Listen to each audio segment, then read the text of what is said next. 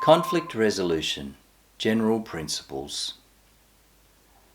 Conflict can be defined as a dispute, disagreement, or difference of opinion involving more than one individual and requiring some decision or action. Conflict is inevitable wherever people group or work together. As a team leader or team member, anticipate that conflict will occur from time to time. Now, not all conflict is bad. For example, a conflict of ideas can result in learning, better processes, and better outcomes. Team or group members with conflicting ideas can enhance the team rather than harm the team or its individual members. Whenever people work on tasks together, there will be different attitudes, motivations, knowledge, and skills at work. There is bound to be different ideas on processes and outcomes. This diversity can be great for those outcomes and can be educational for the team. So, task conflict can be quite constructive, leading the team to more excellent performance. There are two main kinds of conflict. One, as we've already mentioned, task conflict, which is often just called a difference of opinion or ideas.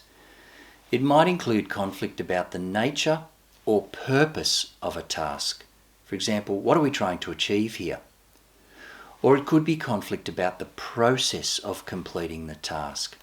For example, whose job is it? Or who is leading this, me or you? The second main kind of conflict is relational or interpersonal conflict. This always involves negative emotions such as anger, sadness, or frustration.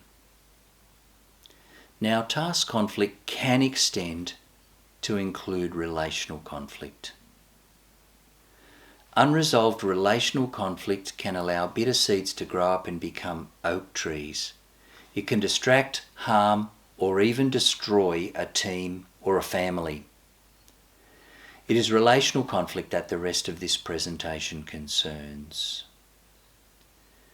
Where team members can resolve differences among themselves, this is encouraged. Where they cannot, a moderator is required. This is often the team or group leader. Conflict resolution, however achieved, requires active listening, a humility and willingness to grow, and it sometimes requires a willingness to lay down offences for greater gains. Participants in conflict resolution should accept criticism thoughtfully rather than receiving feedback as a personal attack.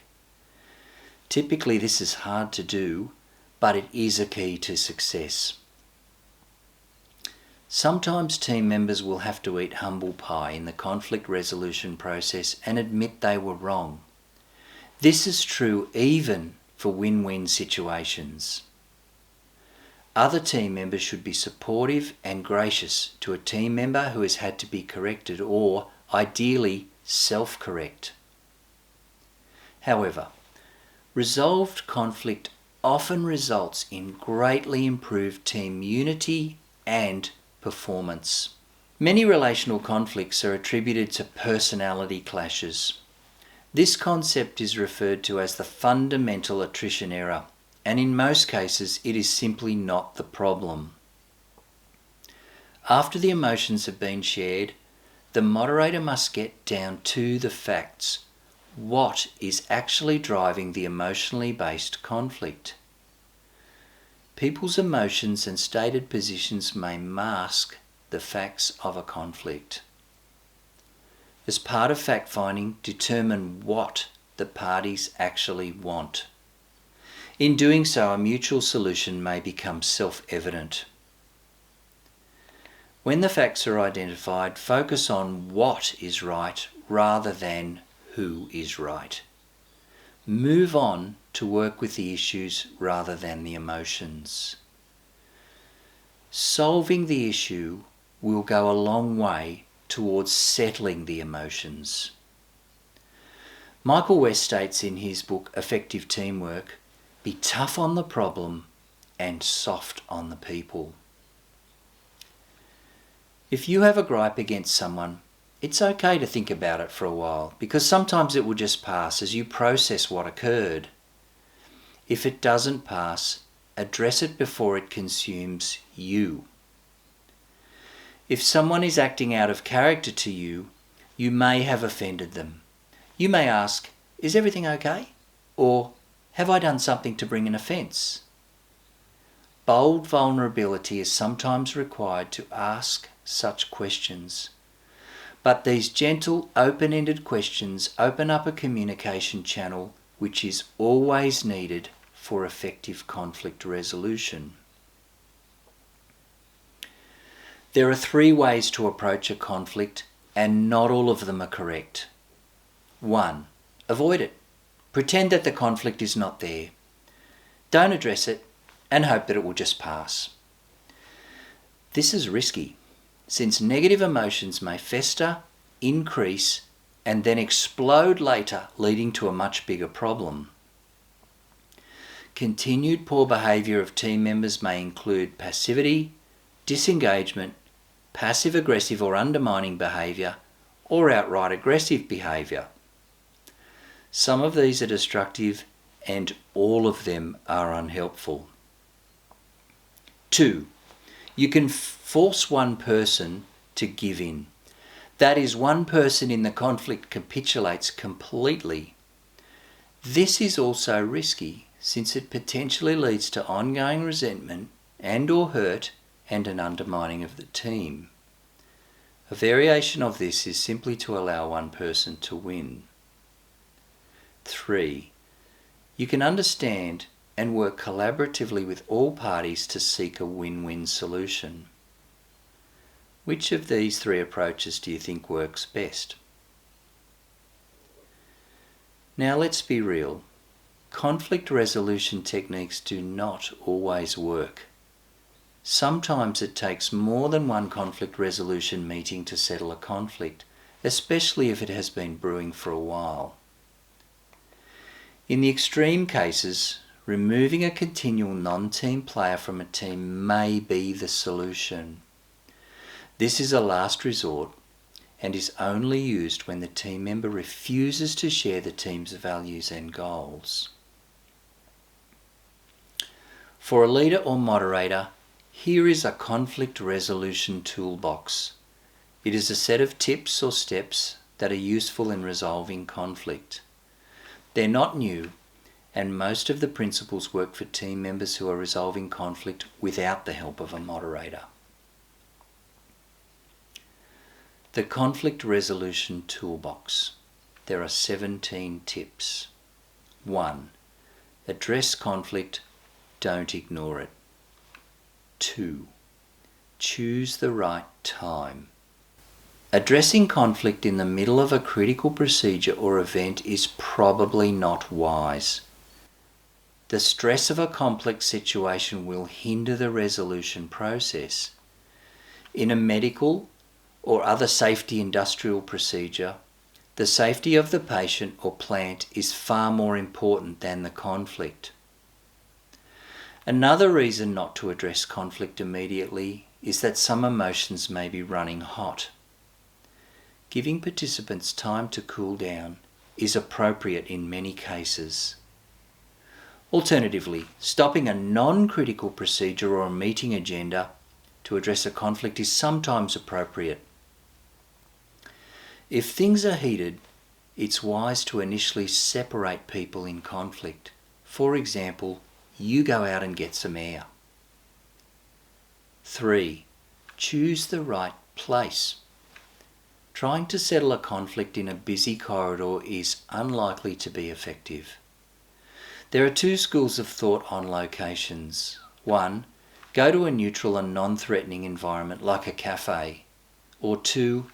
Meet in a quiet room. Both have advantages and disadvantages which are not in the scope of this presentation. However, one useful tip about a conflict resolution setting is don't have a face-off. In a private setting, don't sit participants in close open seating facing each other with the moderator off to the side. Don't put them on a small lounge sitting close together either. These settings are simply too confronting. Spread out a bit and have the moderator well in the frame. A good example might be a spacious triangular setup with the two participants and the moderator. Some people like to sit behind a conference table. The physical barrier of the table provides an emotionally protective barrier. Nothing wrong with that. 4. Set some ground rules. People should take turns to speak uninterrupted.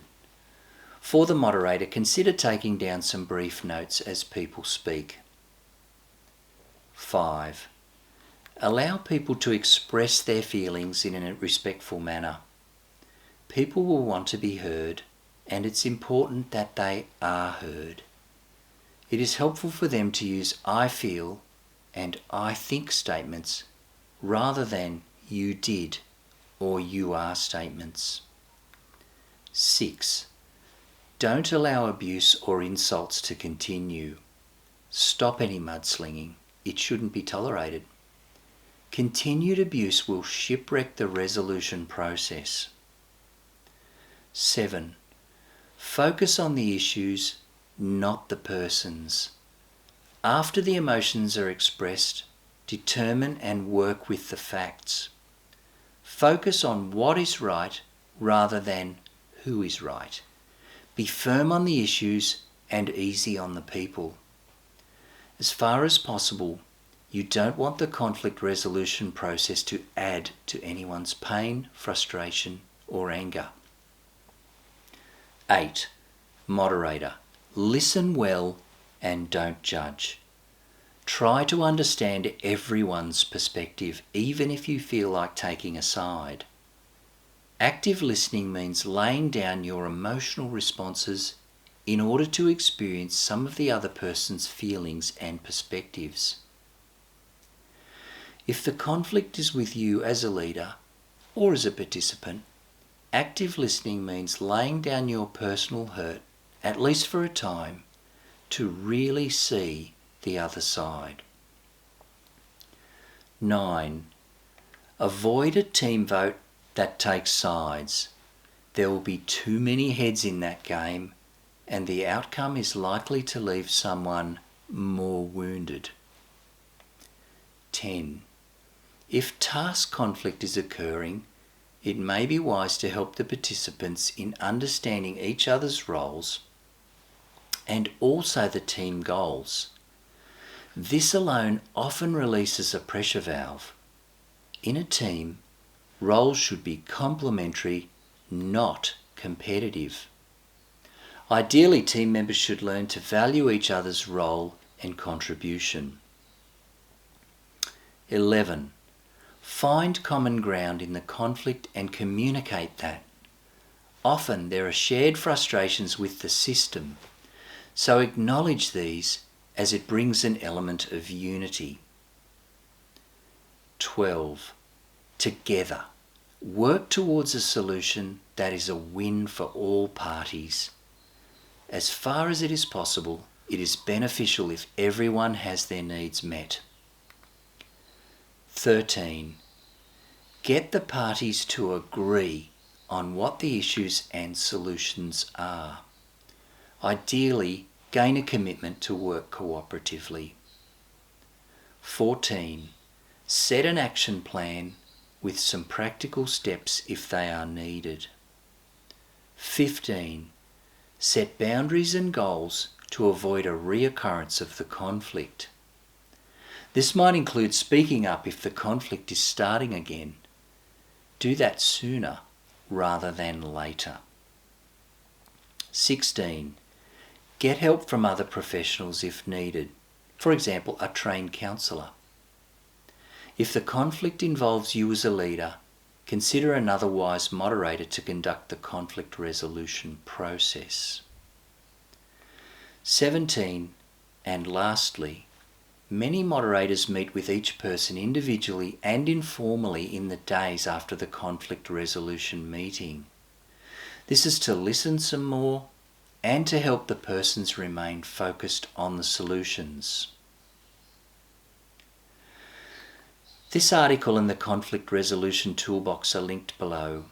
It may be copied with acknowledgement, so feel free to use it in your team. The references we use to make this presentation are also in the linked document. If this video was helpful to you, press the like button and you're welcome to leave a comment below.